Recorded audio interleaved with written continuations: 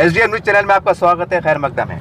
हम तमाम दर्शकों को बता दें कि तारीख शहर औरंगाबाद में हम हाल ही में देख रहे हैं वैसा लगातार इमाम के खासदार इम्तियाज जलील साहब एक पार्लियामेंट में और रोड पे हर जगह एक आक्रामक अंदाज में दिखाई दे रहे हैं। और आज 6 तारीख को जो एक बहुत बड़ा हम समझते हैं एक धरना मोर्चा होने वाले कामगारों के लिए, चलिए विस्तार से जानना चाहते हैं। मेरे साथ मौजूद है जिला सदर इमाम के। सर, हमारे चैनल आपका स्वागत है। ये बताइए कि एक बहुत बड़ी हलचल दिखाई दे रही है पूरे जिले के अंदर, इसको लेकर क्या कहेंगे? इसके आप बहुत से लोग कह रहे हैं कि राजनीति हो रही है, कुछ लोग कह रहे हैं कि सही हो रहा है, क्या कहेंगे इसके ऊपर आप? ये जो 6 तारीख को मजलिस इत्तेहादुल मुस्लिमीन का खासदार इम्तियाज जलील साहब के नेतृत्व में जो हमारा मोर्चा है, ये मोर्चा कोई पॉलिटिकल पार्टी का मोर्चा नहीं है। सबसे पहली बात तो ये मोर्चा कामगारों को उनका हक दिलाने के लिए ये मोर्चा निकाला जा रहा है, ये धरना किया जा रहा है। देखिए, आज तक हुआ ऐसे है कि सभी राजनीतिक पक्षों ने कभी कामगार के लिए कुछ किया नहीं, कभी कामगार के लिए आगे आए नहीं। जो हमारे कॉन्ट्रैक्ट बेसिस पे काम करने वाले जो हमारे कामगार हैं, जो हमारे दोस्त हैं, जो हमारे भाई हैं, चाहे वो किसी भी समाज के हो, वो कॉन्ट्रैक्ट बेसिस के ऊपर अलग अलग जगहों पे काम करते हैं। चाहे म्यूनसिपल कॉरपोरेशन रहो, चाहे कोई एजेंसी रहो, चाहे MIDC के अंदर कोई कंपनी रहो या घाटी के अंदर रहो, ये तमाम जो कॉन्ट्रैक्ट बेसिस पे काम करने वाले कर्मचारी होते हैं, इनके साथ किस तरीके से लूट की जाती है, किस तरीके से इनको हरास किया जाता है, उसके एक जो है तो इम्तियाज जलील साहब ने उसी के बारे में उनकी प्रेस कॉन्फ्रेंस में जो लाइव वो वीडियो फेसबुक के ऊपर आए थे, उसके ऊपर वही उन्होंने चीज़ों को बताया था कि किस तरीके से फॉर एग्जाम्पल एक हमारा कर्मचारी है जो किसी एजेंसी के पास म्यूनसिपल कॉर्पोरेशन में काम कर रहा है, तो उसकी पगार कितनी होती है? As per government norms 16,000 something उसकी पगार होनी चाहिए, मगर उसको पे कितना मिलता है कॉर्पोरेशन के अंदर? वो एजेंसी के थ्रू 8,000 रुपये 9,000 रुपये उसको पे मिलता है। जबकि वो जो है तो जो एजेंसी है, वो एजेंसी कॉर्पोरेशन से कितना भत्ता उठा दी उसके नाम से? 16,000 रुपये 17,000 रुपये। चाहे ड्राइवर का मामला हो, चाहे कोई और जो है तो टाइपराइटिस का मामला हो, या हमारे जूनियर JR का JE का मामला हो, इन सारों को एज़ पर गवर्नमेंट नॉर्म्स उनको भत्ता नहीं मिल रहा, उनको पे नहीं मिल रहा, मगर कॉरपोरेशन से उनके नाम के ऊपर एजेंसी वाला बराबर जो है तो पे उठा रहा वो 16,000 की, और वो हमारे भाई को दे रहा 8,000 रुपये 9,000 रुपये। तो इसी के ख़िलाफ़ ये मोर्चा जो है तो आने वाली 6 जनवरी को दोपहर में 2 बजे बाद नमाज जुमा जो है तो ये डिविजनल कमिश्नर ऑफिस के सामने धरना रखा गया है। मैं मेरी तरफ से और खासदार इम्तियाज जलील साहब की तरफ से तमाम जो हमारे संगठन के अलग अलग हमारे दोस्त हैं, उन तमाम को मैं जो है तो इनवाइट कर रहा हूँ। खासदार साहब ने भी आपको पर्सनली इनवाइट किया है कि आप लोग आइए, हम सब साथ मिलकर जो तो हमारे कॉन्ट्रैक्ट बेसिस पे काम करने वाले कर्मचारियों के लिए कुछ करें। सर, हम देखते हैं जैसा आपने कहा, हम जितनी भी कंपनीज है, हमारा खुद का सर्वे भी आपको पता होगा, हर कंपनी में एक मुख्तलिफ पार्टियों की यूनियन भी होती है। तो कितनी बड़ी चुनौती मानते हैं कि कितना सक्सेस रहेगा? क्योंकि हर कामगार की संगठन रहती है, कोई ना कोई पार्टी से अटैचमेंट है, एक दबाव रहेगा, प्रेशर रहेगा। आप इमाम के मैं खुल के पूछ रहा हूँ, कैसा सक्सेस होगा? ये जो आने वाले 6 जनवरी के दिन जो धरना है, ये इमाम का नहीं है, ये कामगारों के लिए जो कॉन्ट्रैक्ट बेसिस पे हमारे भाई हमारी बहन काम करती है, उनकी हक की आवाज़ को बुलंद करने के लिए ये मोर्चा रखा गया है।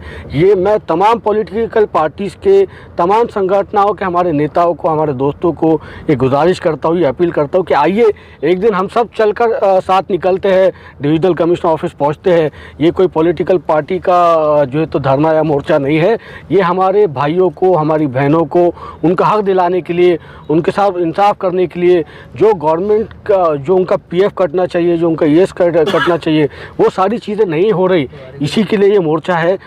तमाम जो है तो संगठनों के नेता भी हमसे मुलाकात कर रहे हैं, तमाम जो है तो छोटे बड़े कामगार के संगठन भी जो है तो खासदार इम्तियाज जलील साहब के ऑफिस पर रब्ता कर रहे हैं कि साहब आइए हम सब मिल के जो है तो आपका साथ देते हैं, और एक दिन जो है तो हम हमारे कामगारों के लिए आगे बढ़कर उनको उनका हक दिलाने के लिए रोड के ऊपर आएंगे।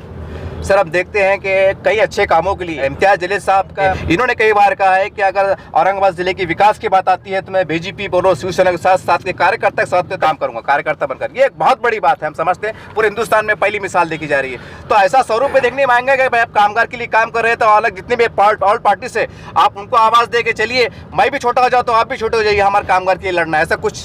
देखिए मैं छोटा ही हूँ, मैं सबसे छोटा हूँ और सब मेरे से बड़े हैं, मैं ये बात मानता हूँ। तो इसके अंदर कोई दोहराई नहीं कि मैं छोटा हूँ और आप बड़े हैं, और हमारे दूसरे जो नेता है वो मुझसे बड़े हैं, मैं उनका आदर करता हूँ।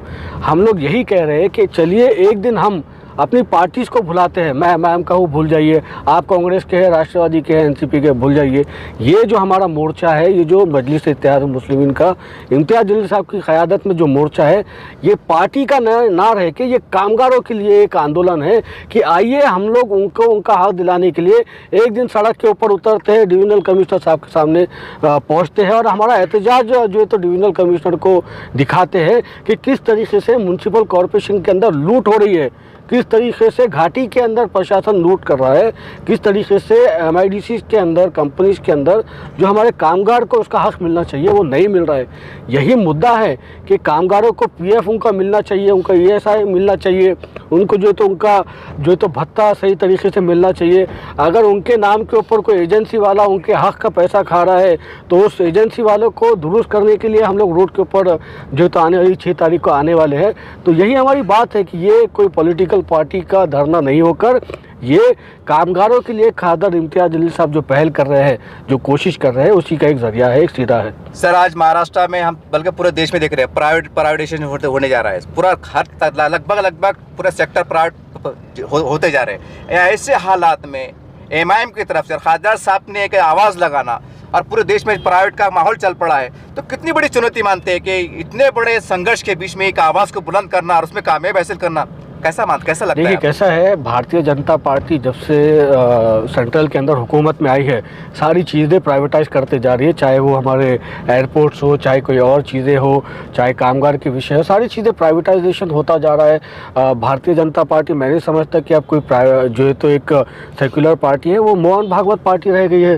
भारतीय जनता पार्टी से वो एक मोहन भागवत जो है तो पार्टी बनकर रह गई है और यही मिलकर जो है तो पूरे देश के अंदर, पूरे मुल्क के अंदर जो है तो जो हमारा इंफ्रास्ट्रक्चर है, जो हमारी जो है तो जनता का जो चीज़ें हैं उसको बेचने का काम ये लोग कर रहे हैं। इसके ख़िलाफ़ मजलिस इत्तेहादुल मुस्लिमीन ने हमेशा आवाज़ उठाई है और जब मौका मिलेगा इंशाल्लाह ज़रूर आवाज़ उठाएंगे।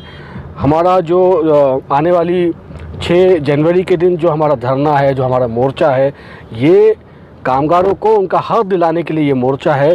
जो म्युनिसिपल कॉरपोरेशन के अंदर जो है तो जो आयुक्त साहब कान और आँख बंद करके बैठे हैं, जो वहाँ पर डिपार्टमेंट्स के अंदर अलग अलग ऑफिसर्स जो है तो अपनी कानों के ऊपर और अपनी आँखों के ऊपर पट्टी लगाए हुए बैठे हैं, उनको ये याद दिलाने के लिए हम लोग डिविजनल कमिश्नर ऑफिस जा रहे हैं कि ये लूट बंद की जाए। ये जो आवाम को लूटा जा रहा है, जिस तरीके से उनको ठगा जा रहा है, जो कामगारों को ठगा जा रहा है, वो उसकी जो है तो बंद हो और आवाम को जो है तो, और वो हमारे लड़कों को जो कॉन्ट्रैक्ट बेसिस पे काम करते हैं उनको उनका हक दिलाए। इसी के लिए हम लोग जो है तो डिविजनल कमिश्नर ऑफिस जा रहे हैं। सर, मैं इसे आपके अभियान को लेकर, इस मोर्चे को लेकर काफ़ी शहर में लोगों से मिला हूँ, सोशल वर्कर भी है, कार्यकर्ता अलग पार्टी के लोग भी हैं और हम बहुत खुल के बात करते हैं, चर्चा करते हैं। उनका कहना है कि पत्रकार साहब, अंजर साहब, ये धरने मोर्चे चलते रहते हैं, पॉलिटिकल का हिस्सा है, कुछ होने वाला नहीं है। क्या कहेंगे ऐसे लोगों को आप? ये इस तरह की बातें चल रही हैं। ऐसे लोगों को मैं कहूँगा कि आप आइए एक आध दिन हमारे साथ हमारे मोर्चे में चलिए, हमारे धरने में चलिए और देखिए हमारे धरने के बाद, मोर्चे के बाद किस तरीके से शासन प्रशासन जागता है। देखिए, हम भारत के अंदर रहते हैं, हमारा मुल्क अल्हम्दुलिल्लाह जो तो एक सेक्युलर मुल्क है, एक जो तो हमारे मुल्क के अंदर बोलने की आज़ादी है, तो उस आज़ादी का फ़ायदा उठाइए। अगर आपके पास ज़बान है, आवाज़ है और वो ज़बान को आप हिलाएंगे नहीं, उस आवाज़ को आप जो है तो इक़्तिदार तक पहुंचाएंगे नहीं, तो आपकी बात कोई सुनेगा नहीं जनाब। धरने मोर्चे ये हमारे सेक्युलरिज़म का, हमारे जो है तो हमारी आवाज़ उठाने का एक तरीक़ा होता है। जो है तो सियासी पार्टियों तक, शासन तक, प्रशासन तक हम हमारी आवाज़ को पहुंचाते हैं और उसका रिज़ल्ट भी निकलता है अल्हम्दुलिल्लाह। जितने भी हमने धरने मोर्चे किए हैं, अल्लाह के करम से अल्लाह ने उसके अंदर हमें इज़्ज़त से नवाजा, अल्लाह ने उसके अंदर जो तो हमें कामयाबी दी। तो तमाम जो ऐसे दोस्त आपके ये कहते हैं कि धरने मोर्चे से कुछ नहीं होता, तो उनसे कहिएगा कि आइए एक बार मजलिस इत्तेहादुल मुस्लिमीन के खादर इम्तियाज़ जलील साहब के साथ खड़े रहकर देखिए धरने मोर्चे से क्या होता है।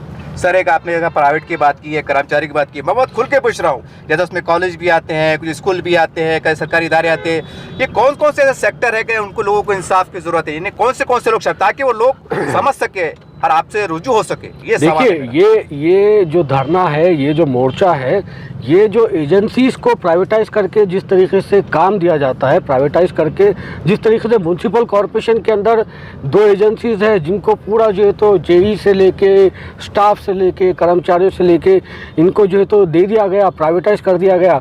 अच्छा प्राइवेटाइज कर दिया गया, ठीक है। एजेंसी उस लड़के के नाम के ऊपर, जो वर्कर है उसके नाम के ऊपर 16,000 रुपये पर मंथ जो है तो एजेंसी को दे रही।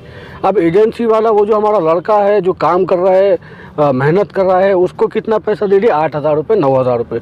तो यही हमारा जो है तो मुतालबा है कि एज़ पर गवर्नमेंट लॉ उस लड़के को उसका पे मिलना चाहिए, चाहे वो प्राइवेट सेक्टर में हो, चाहे वो कोई और इंडस्ट्रियल सेक्टर में हो, चाहे औरंगाबाद ज़िले के अंदर किसी भी कंपनी के अंदर वो लड़का काम कर रहा हो।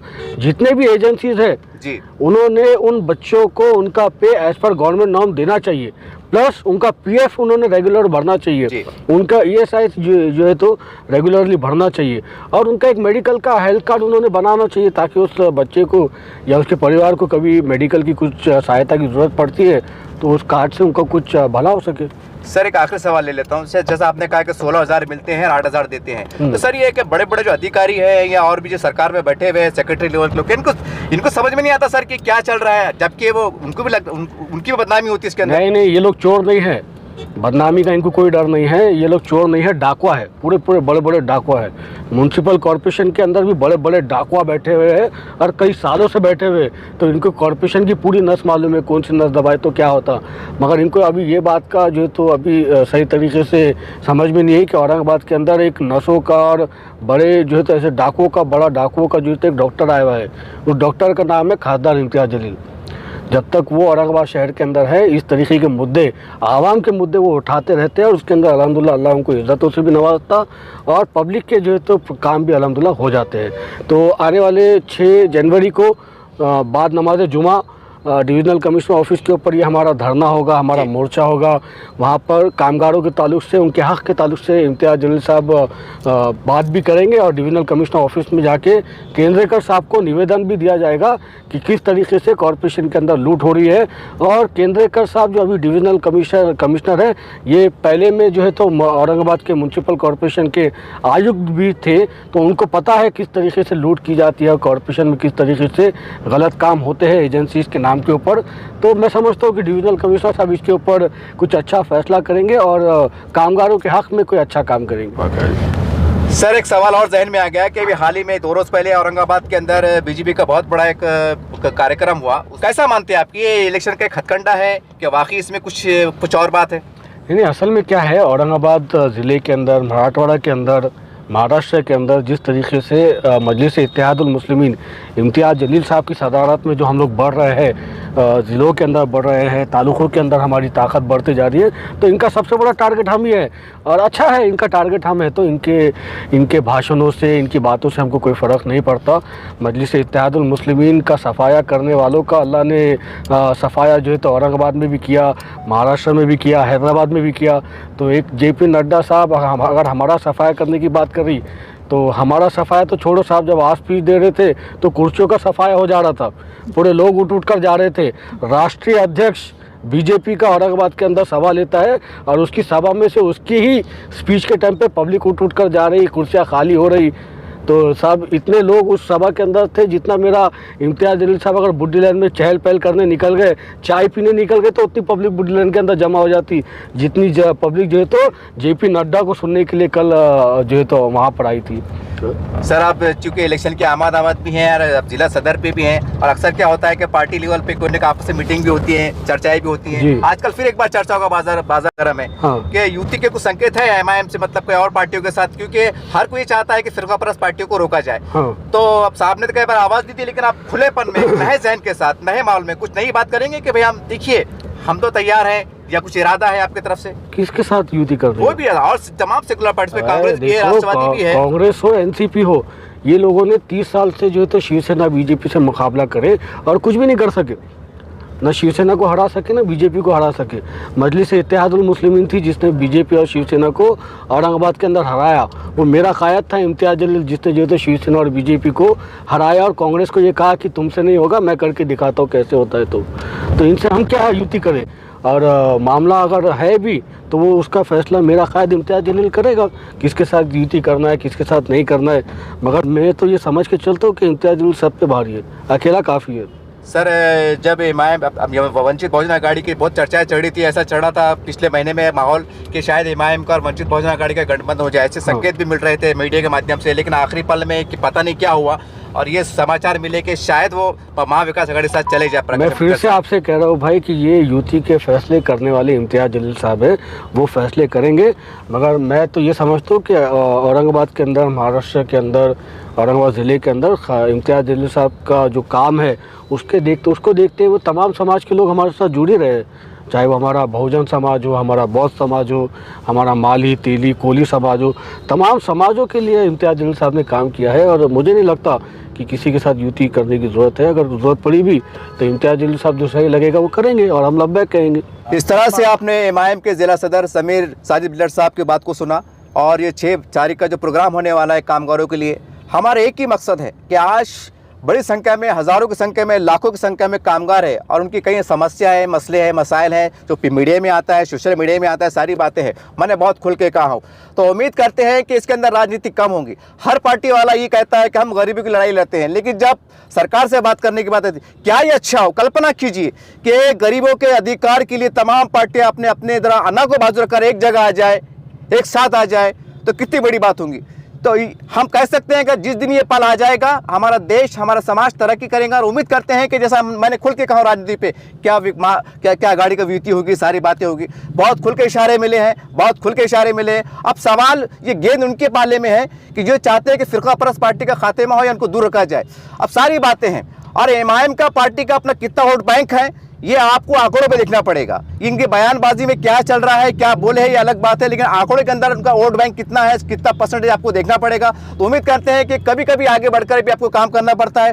तो सारी बातें आपके सामने हैं। तो उम्मीद करते हैं तमाम वो कामगार जिसको लगता है कि मेरे साथ नाइंसाफ़ी हो रही है, तो हम समझते हैं कि उनको यहाँ पर जरूर आना चाहिए, क्योंकि हमारा देश लोकशाही है, हमारी बहुत खूबसूरती है। और एक बहुत महत्वपूर्ण उन्होंने जानकारी दी है कि 16,000 पेमेंट मिलता है और 8-9 हज़ार जाते हैं। अब सवाल ये है कि जो बड़े बड़े जो अधिकारी हैं, जो जिम्मेदार अफसरान हैं, क्या उनके टेबल पे फाइल नहीं जाती होंगी? ऐसा कानून बनना चाहिए। एक स्लिप के आधार पर, अगर मान लीजिए अगर मैं कामगार हूँ तो मेरे को स्लिप जो 16,000 की मिलना चाहिए, 16,000 पगार मिलना चाहिए। ये कानून बनाने की जरूरत है। और हम समझते हैं जब तक गरीबों का कल्याण नहीं होगा, हमारा देश, हमारा समाज आगे नहीं बढ़ सकता। तो उम्मीद करते हैं कि इस दर्द को, इस गरीबी की आवाज को, इस समस्या को आप समझने का प्रयास करेंगे और बहुत कुछ अच्छा बढ़ने का प्रयास करेंगे और आगे बढ़ेंगे।